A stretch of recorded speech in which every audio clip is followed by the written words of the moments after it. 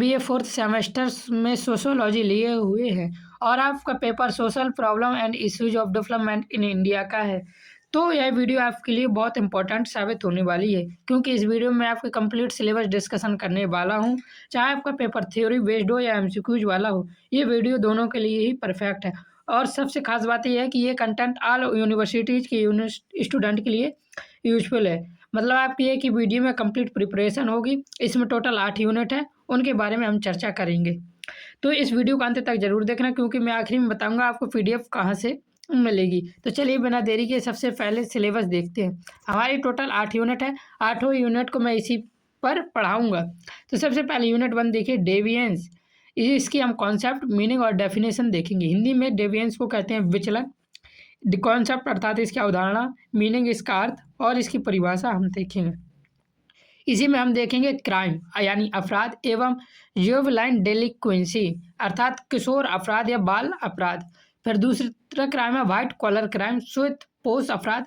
इसके बारे में हम जानेंगे ये क्या है और कैसे होते हैं, इनके लिए भारत में कौन कौन से कानून हैं, इन सब के बारे में देखेंगे। यूनिट 2 है हमारी करप्शन इन पब्लिक लाइफ, सार्वजनिक जीवन में भ्रष्टाचार क्या है, साइबर क्राइम क्या है, इससे कैसे निपटा जाए, ये इसके लिए कौन से कानून हैं, ड्रग एडिक्शन नशा आसक्ति क्या है अर्थात नशा की तरफ आपका एडिक्शन, इसके बारे में पढ़ेंगे, हमारे कानून में उसका क्या है, ये सब देखेंगे। सुसाइड में अभी आपने देखा होगा नया केस हुआ था जिसमें इच्छा मृत्यु की वो दी थी, उन्होंने कोर्ट से अपील मिली थी।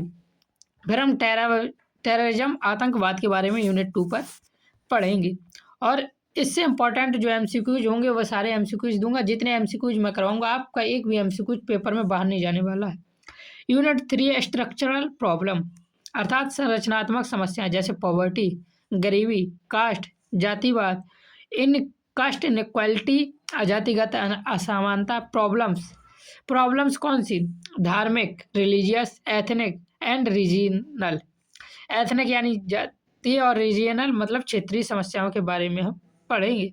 माइनॉरिटीज, अल्पसंख्यक, बैकवर्ड क्लासेस, पिछड़े वर्ग और दलित्स के बारे में हम यूनिट 3 पर पढ़ेंगे। इनके लिए कौन से कानून है सब हम बिल्कुल विस्तार से देखेंगे। आपके जितने भी एमसीक्यूज होंगे सब फंसेंगे, टेंशन बिल्कुल नहीं।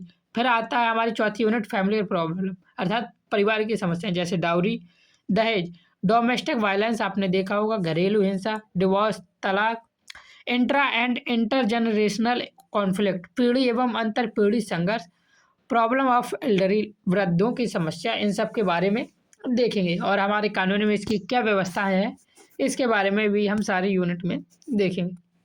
यूनिट 5 है कॉन्सेप्ट ऑफ डेवलपमेंट, विकास की अवधारणा, इकोनॉमिक्स वर्सेस सोशल डेवलपमेंट अर्थात आर्थिक और सामाजिक विकास, ह्यूमन डेवलपमेंट, मानव विकास के बारे में यूनिट 5 में हम पढ़ेंगे। यूनिट 6 हमारी थ्योरीज ऑफ डेवलपमेंट, विकास के क्या सिद्धांत है, स्मेलर्स, लानर, रोस्टो के अनुसार। डेवलपमेंट डिपेंडेंसी, डेवलपमेंट की निर्भरता के बारे में देखेंगे। सेंटर प्रेफरी, यूनिवर्म डेवलपमेंट, समीर आमिन के बारे में। ग्लोबलाइजेशन एंड डेवलपमेंट सोसाइटी के बारे में भी देखेंगे अर्थात वैश्वीकरण एवं विकासशील समाज। 7वीं यूनिट होगी हमारी इशूज ऑफ डेवलपमेंट। देखिए पूरी वीडियो अंत तक देखें, आपको सारे पीडीएफ कहाँ से मिलेंगे ये मैं एंड में ही बताऊंगा। एग्रेरियन क्राइसिस यानी कृषि संकट, ह्यूमन रिसोर्स डेवलपमेंट के बारे में एंड स्किल्ड अनएम्प्लॉयमेंट, कुशल बेरोजगारी के बारे में भी देखेंगे। 8वीं यूनिट है हमारी इकोलॉजी एंड डेवलपमेंट अर्थात पर्यावरण एवं विकास, डेवलपमेंट एंड डिस्प्लेसमेंट, विकास एवं विस्थापन, पुनर्वास और पुनर्स्थापन यानी रिहेबिलिटेशन एंड रीसेटलमेंट पॉलिसी के बारे में हम देखेंगे। सस्टेनेबल डेवलपमेंट अर्थात सतत विकास आपने सुना होगा।